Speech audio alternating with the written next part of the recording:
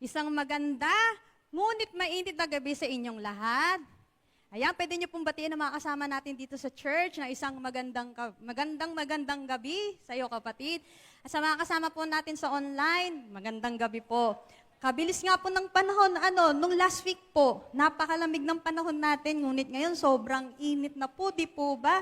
Napakataas po ng heat index. Hindi ko po nakita yun today, pero alam ko po yung kahapon umabot ng 42, 43, 46, something ng ganon yung heat index. Pero hindi po tayo magpapadaig sa init ng ating pagpupuri sa ating Panginoon. Amen po? Amen. Sige po, magsimula na po tayo sa isang panalangin. Heavenly Father, we thank you and we bless your name, Lord. Maraming salamat po, Panginoon, sa gabing ito.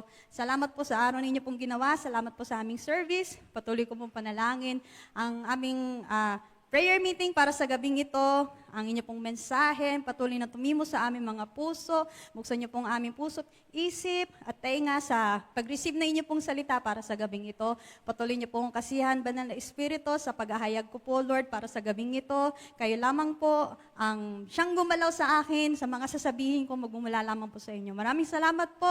We love you. In Jesus' mighty name we pray. Amen and amen. Sa four gospel accounts po, alam po natin, maraming beses pong na-mention na si Jesus ay nagpapagaling ng mga tao. Hindi po ang mga alam po natin ay si Jesus ay nagpagaling ng bulag, nagpagaling ng babaeng inaagasan ng ilang taon na. At yung isa pa ay ang pinagaling ni Jesus ng isang paralyzed man. Familiar po ba tayo sa kwentong ito? Sige po. Para po sa mga hindi na po nakakaalala ng kwento, hayaan niyo pong isalaysay ko pumuli ang kwento nung nagpagaling si Jesus na isang paralyzed man. Nagsimula po ito nung pumunta si Jesus sa lugar ng Capernaum.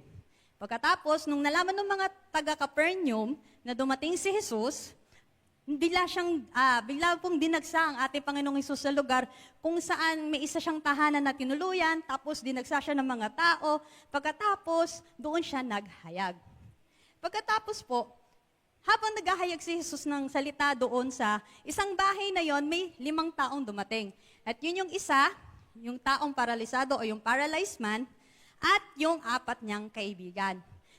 Kaya ang kanilang pakay, para doon sa, kung nasaan si Jesus ay, nagbabakasakali sila makalapit sila kay Jesus at mapagaling ang taong paralisado. Ngunit sa dami nga ng tao, hindi nga nila malapitan si Jesus. Alam niyo po ang kanilang ginawa? Pumunta sila sa bubong. Pagkatapos ay binutas po nila, kung pwede po nating maipakitang illustration.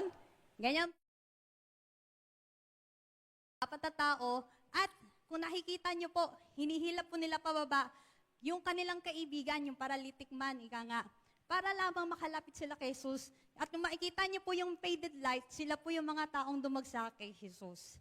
Pagkatapos ay, ito pong ang sumunod na nangyari. Pwede po nating basahin in Mark chapter 2, verse 5. When Jesus saw their faith, He said to the paralytic, "Son, your sins are forgiven."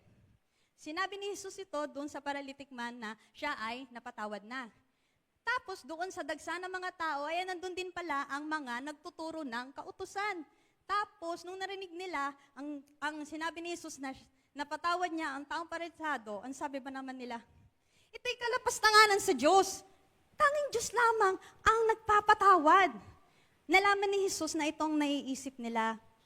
At ito ang naging tugon ni Jesus. Basahin po natin in the same chapter, but verses 9 to 11. Which is easier to say to this paralyzed man, your sins are forgiven, or to say, get up, take your mat, and walk? But I want you to know that the Son of Man has authority on earth to forgive sins. So he said to the man, I tell you, get up, take your mat, and go home.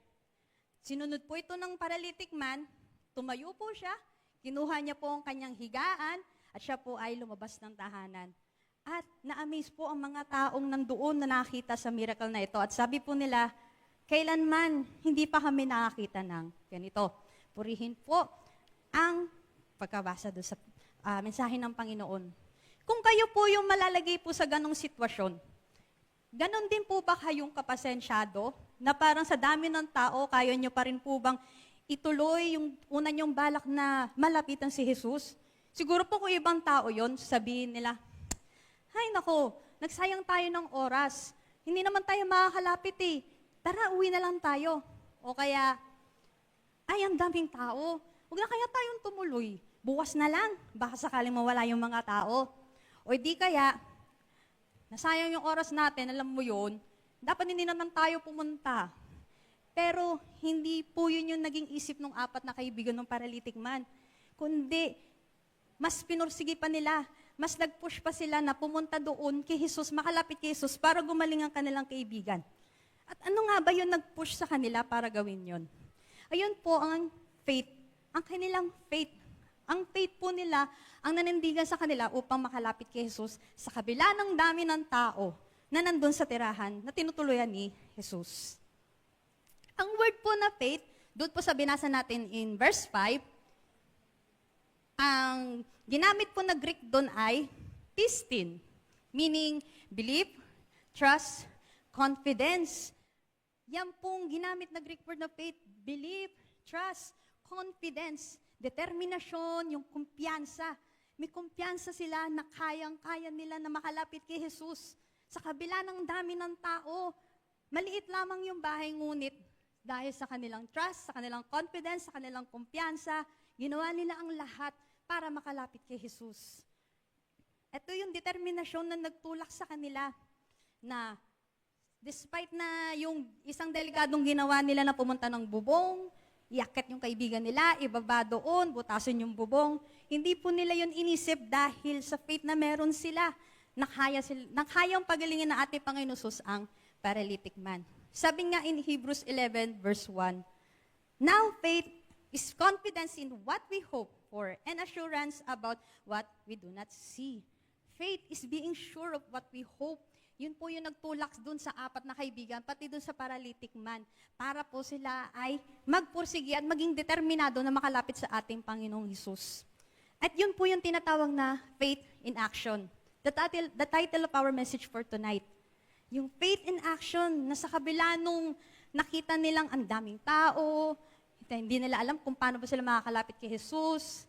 Hindi po nila yun inisip, hindi po yun naging balakid sa kanila para sila po ay umantras. Ngunit ito pa yung nag-push sa kanila para makalapit sa ating Panginoong Jesus. At sa gabing ito po ang tanging paalala sa atin ng Panginoong Jesus, to have faith sa kabila ng mga pangyayari sa ating buhay. May we have faith in God. Dahil alaman po natin, nakasama po natin lagi ang Panginoong Hesus. Siya ang laging nagpo-provide. Siya ang nagpapagaling at nagpagaling na ng mga sakit natin. At sa lahat ng aspeto na ating buhay, we have faith. We have strong faith. He is our strength, and God's grace overflows abundantly. At napakarami pang iba. Kaya sa gabing ito, nawa magkaroon din tayo ng faith katulad nung paralytic man na nakatanggap siya ng kagalingan dahil sa kanyang faith sa physical at sa kanyang spiritual dahil siya ay nakatanggap ng kapatawaran. At maging katulad din nawa tayo ng mga kaibigan ng paralytic man na alam nila na mayroon malaking balakid, may malaking sirkumstansya, ngunit hindi ito nagpaantras sa kanila para magpatuloy sa gusto nilang makalapit kay Jesus. At sa gabing ito, as we pray tonight, patuloy natin ipanalangin ang patuloy at katibayan ng ating pananampalataya at ng ating mga kapatiran. Habang dinadala natin, habang nag-i-intercede tayo para dun sa mga taong pinapanalangin natin, ang kanilang mga pangangailangan, sa mga pananalangin ng kagalingan, pinansyal, favor, at sa mga pinapanalangin po natin tuwing gabi sa ating prayer list. Habang pinapanalangin natin yung pamilya ng ating mga kapatiran, may we pray for faith sa kanila at sa sarili natin at sa mga kapamilya nila. At lalo na po, as we pray dun sa tatlong bagay na ating patuloy na pinapanalangin tuwing prayer meeting, ang pananalangin natin ng mga kagalingan dun sa mga nangangailangan, at sa ating bansa na patuloy nating ipinapanalangin, at most especially our church, sa mga church concerns, sa church leaders, church members, at sa buong Bukal Christian Church. Sa gayon paraan, sa pamamagitan ng pananalangin natin sa bawat isa, sa sarili natin, ay napapakita natin ang ating faith in action. Tayo po ay manalangin. Heavenly Father, we thank you. We bless your name, Lord. Maraming salamat po sa gabing ito. Salamat po, Lord, sa inyo pong mensahe. At patuloy ko pong panalangin na patuloy po kaming maging faith, magkaroon ng strong faith sa inyo sa kabila ng aming mga pinagdadaanan. Hindi po ito magiging balakid sa aming araw-araw na ginagawa, Panginoon. Patuloy ko pong panalangin ng bawat isang nandito sa church.